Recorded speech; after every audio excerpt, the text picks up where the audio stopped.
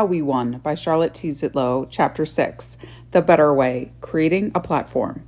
There is a Better Way was the title of the 17-point Democratic program to initiate new directions for Bloomington's future.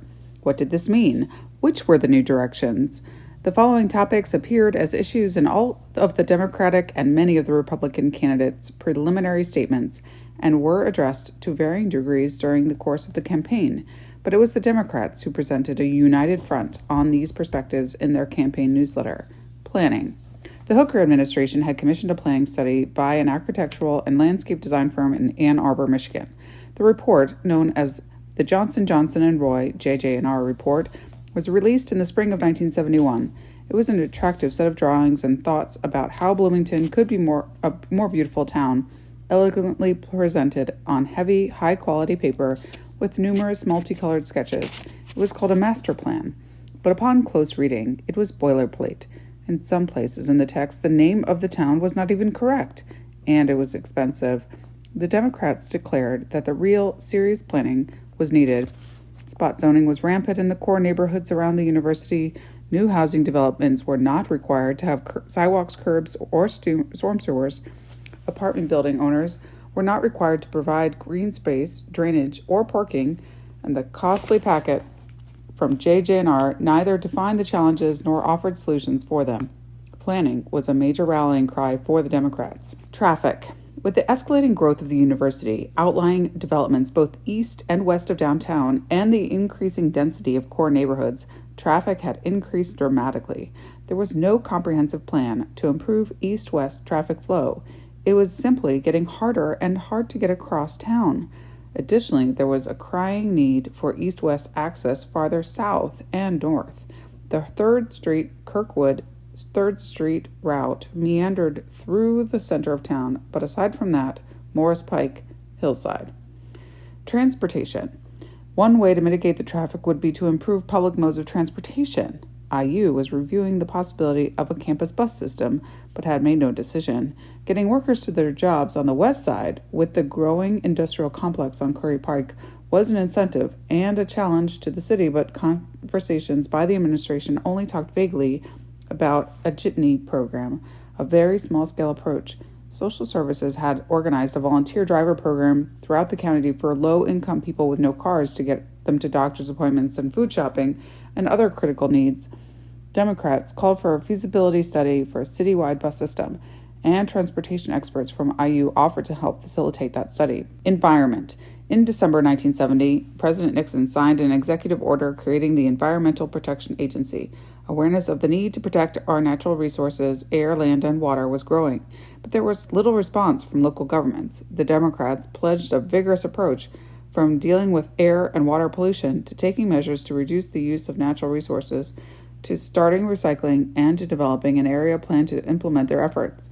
An energetic and focused group of IU students provided visible and concrete leadership in this area, and an energetic coalition of local businesses was coming together to complement them.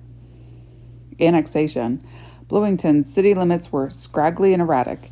They did not include most of the industrial development on the west side. Lines were drawn around properties owned by citizens with vested interest who had successfully resisted being part of the city. The city was losing property tax revenue, yet providing services to the industrial and residential areas, and the irregular lines increased the cost of delivery of utilities and other services. Up to now, there had been a number of failed, massive top-down annexation attempts. The Democrats vowed to change that. It was a matter of equity and common sense, we felt, but it needed conviction, perseverance, diplomacy, and unassailable legal work to be done. We pledged to support that. Housing.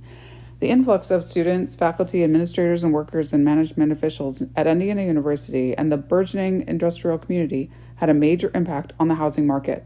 Affordable and adequate housing was difficult to find within the city limits. The Democrats called for active attention to be paid to solve the resulting housing problem. Furthermore, the housing code, which was supposed to monitor conditions of rental properties, was woefully inadequate to the situation, and enforcement was even more problematic. Tenants of rentals might find themselves living in substandard conditions and having no or little recourse. It had to be a top priority. Parks and Recreation. The Hooker administration had recently hired a new director for the Parks and Recreation Department, Bill Wilson. and he and his board had developed an ambitious and we felt attractive plan to ramp up the facilities and the program in the city. There were federal funds available to share the cost of implementing the plan, and the Democrats pledged full support of the efforts to attain them and to see the programs thrive. However, Democrats were also interested in making sure that the facilities were equitably distributed. Much of the attention had been directed to the east side of the community, leaving the west side wanting. While good things seemed in sight, differences of philosophy had to be resolved, and Democrats were clear in their support of equity and participation of residents from all of the neighborhoods. Taxation. Property taxes had risen over the years, and Democrats were well aware of citizens' aversion to them. While seeing the need for additional expenditures on infrastructure and professionalization of local government staff and services, to offset current and future demands, annexation was touted as helping to lower the rates by adding payers, and the Democrats vowed to seek federal, state, and private support in lieu of property taxes for projects that would benefit the community. It was a period when grants were available, but the Republican aversion to federal support prevailed over what we saw as the obvious wisdom in applying for funds that we had already sent to Washington. We came with a vision for more oversight, and we sharpened pencils for better financial management. Economic expansion. Although the Chamber of Commerce president once told me that the business community saw no need for more jobs because employers were enjoying a buyer's market, we knew from experience that there were many skilled and unskilled workers looking for satisfying and decently paid employment. Jobs were needed, and we aimed to find or create them. Federal programs were available to train and retrain workers, and we would pursue them. We also knew from experience that there was a plethora of overqualified workers displacing unskilled workers in low-paying jobs. Focusing on this imbalance, too, would benefit the entire community. More skilled workers and better jobs, together with an imaginative approach to economic development and an expanded property tax base, would only create a healthier, more prosperous community, we declared. City-county cooperation. Although county government, like city government, was overwhelmingly controlled by Republicans, the two groups had not gotten together to resolve a myriad of issues arising from the growth of population, IU, and industry. This situation screamed for intergovernment dialogue, and we pledged to work immediately to achieve a council of local governments, a concept growing throughout the state. Drug control. During the 60s, use of illicit drugs had spread throughout the IU campus and the larger community. It had become part of the culture and posed serious health and safety problems. The city had created a drug commission. We felt that the commission lacked clout and did not emphasize education, prevention, or rehabilitation as aggressively as was necessary. We vowed to strengthen it and to support the services it would need in order to be successful. Police protection. The Democrats perceived problems of morale, micromanagement, and neglect of the priorities of the police department, and proposed to support the department and move to professionalize it. In addition, when it was built, the windowless cinder block building at 3rd and Lincoln had been intended as the police station. Instead, when it was completed, the mayor appropriated the building for use as City Hall. This was a very sore point with the police.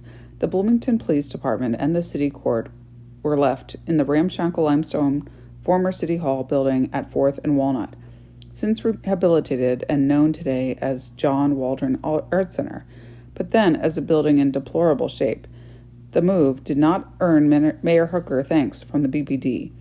We vowed to fix that. Fire protection. Fire insurance rates were high at the time, and there was no interlocal cooperation between the city department and the township. The placement of fire station had not grown to follow the growing development of the city. Dispatch was not centralized, and the fire department was required to run the ambulance service with inadequate equipment, little training, and little increased remuneration. These factors all needed immediate attention, and the Democrats vowed to work to address them as soon as they took office. Patronage.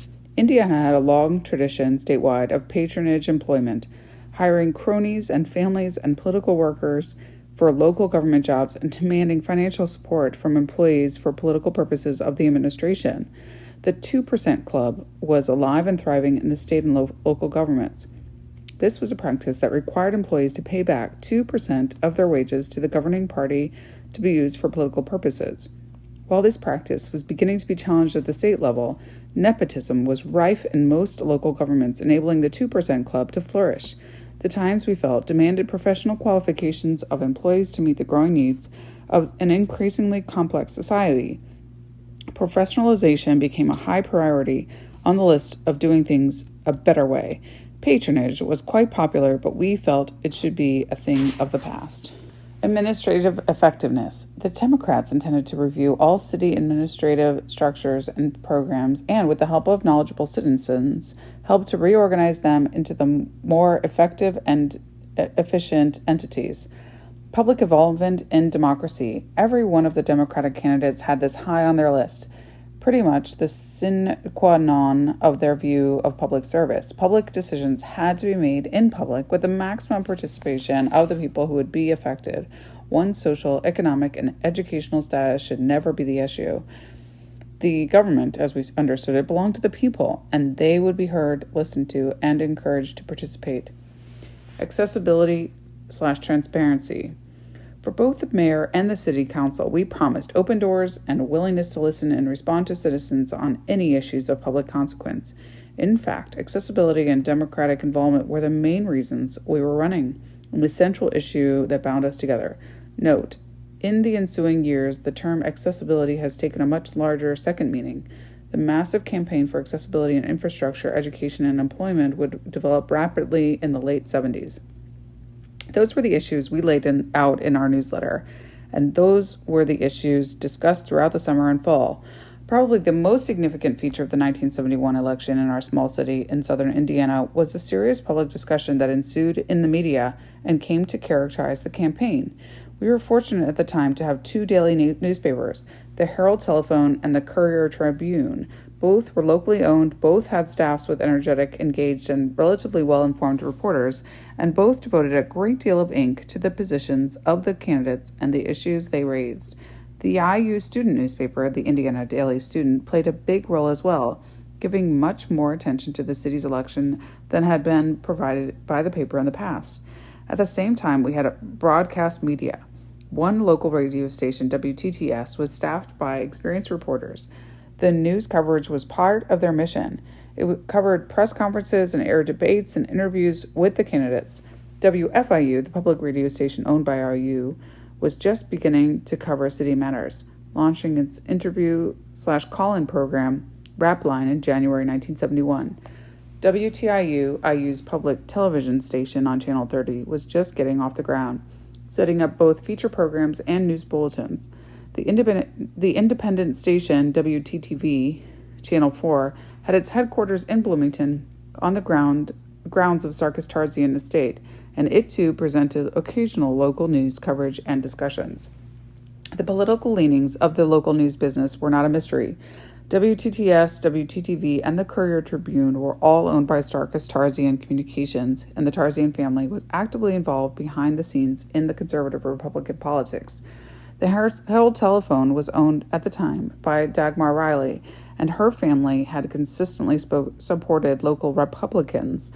Editorial opinions clearly were alarmed at the state of the unknowns with their outspoken views on planning and public involvement, the proliferation of local government interest in the business and social services issue, and talk of housing code enforcement.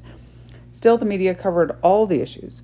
When the 26th Amendment took effect on July 1 in a small city with a large university, it raised the specter of students taking over the city, and the media spoke out with concerns about the possibility of students playing a disproportionate role in city affairs. But media coverage of the discussion of issues was extensive. Press conferences frequently drew several reporters and resulted in newspaper articles and radio reports. The differences of viewpoints and the amount of energy devoted by the candidates attracted coverage, and the coverage encouraged public interest in the election. Differences did not go unnoticed and unreported. Anticipating the likely conservative bent of news coverage, the Democrats published and circulated several issues of a newsletter, outlining and expanding on details of candidates' positions on issues they supported. The two nonpartisan but liberal-leaning groups, Citizens for Good Government and the IU Voters Union, also distributed issues of the papers. Toward the end of the campaign, the newspapers endorsed candidates, as did the CGG and VU. There were few, if any, surprises. Campaigning in 1971 was energetic and nonstop for Democrats. The slate met regularly with its organizational team. Dale Bricker, professor of labor studies, kept it together. Tim Holdenfield the son of a journalism professor at IU and both a good writer and very amiable communicator, effectively became the party's press secretary. Precinct committee chairs and vice chairs set out to make sure voters in their precincts were identified, registered, and informed. And to organize the maximum possible number of coffees and other small group meetings, Kay Dinsmore, a master of precinct organization, set up the model to train volunteers. Roberta McCloskey, wife of the mayoral candidate, was a genius at determining priorities and a taskmaster for getting and keeping good canvassing records. The candidates themselves understood that the intensity of their involvement would dictate the likelihood of their election, and they agreed to participate in the gamut of activities the team outlined. It was a very active summer and fall. The most astonishing feature of the joint public appearances of the Democratic and Republican slates was the difference in the way the candidates introduced themselves. Obviously, the Republicans could expect themselves to have a better name recognition. They were well known in the community they knew, and they started off with their life histories. For example, on a given evening, we would hear a variation of the following debate, starting with the old-time Bloomington resident and owner of Ferris Market. I am Bud Ferris, and I have lived in Bloomington my whole life. I have been on the council for nearly 8 years, and I have been president of the United Fund, the Boy Scouts, etc. On the other hand, Brian de St. Croix, in the community for less than a year, but an astute observer of realities of people's lives, started his speeches this way.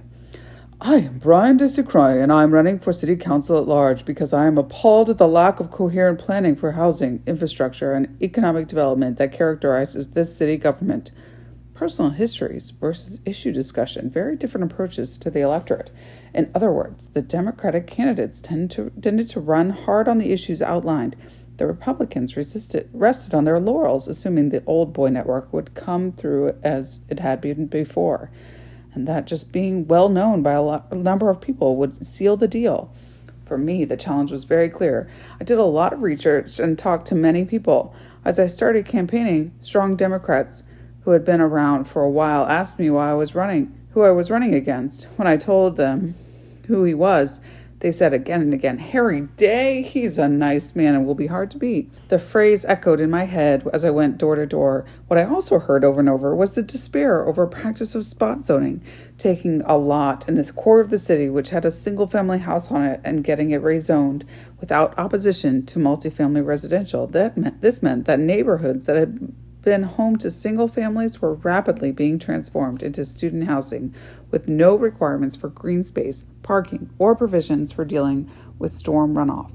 I went to read council minutes for previous years and discovered that there had been hundreds of these spot zonings on the books, all successful, and that Harry Day had voted yes on every one of them. Discovering that fact, I would respond to the inevitable phrase by saying, I have heard that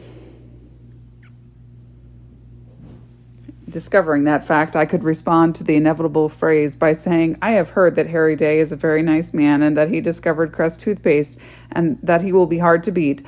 But did you know that there have been over 100 spot zoning ordinances over the past few years and he voted yes on every single one of them? I would not do that. And one after another, as the Democrats campaigned, it was our focus on the issues that made inroads into the electorate.